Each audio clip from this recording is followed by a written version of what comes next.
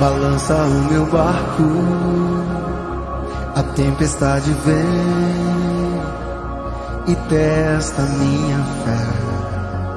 Se o mar andar revolto e afunda os meus sonhos, eu clamo a tua paz, que aquieta o meu ser.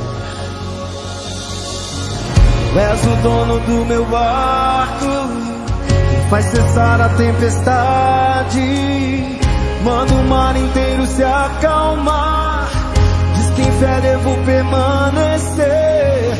Tu és o dono do meu barco, que faz cessar a tempestade, manda o mar inteiro se acalmar, diz que em fé devo permanecer. Jesus, me afasta o medo, mestre, me ensina a confiar o barco da minha vida em tuas mãos e os sonhos do meu coração. Jesus, me afasta o medo, mestre, me ensina a confiar o barco da minha vida em tuas mãos e os sonhos do meu coração.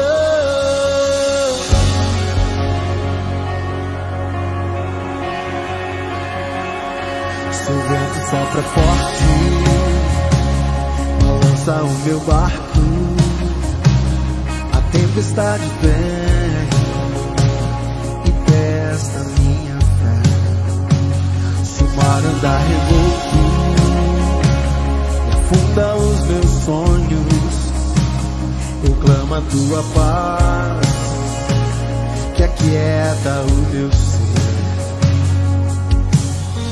Tu és o dono do meu barco, e faz cessar a tempestade, manda o mar inteiro se acalmar, diz que em fé devo permanecer. Oh, tu és o dono do meu barco, que faz cessar a tempestade, manda o mar inteiro se acalmar, diz que em fé devo permanecer. Diga! Afasta o medo, mestre, me ensina a confiar o barco da minha vida em tuas mãos e sonhos do meu coração.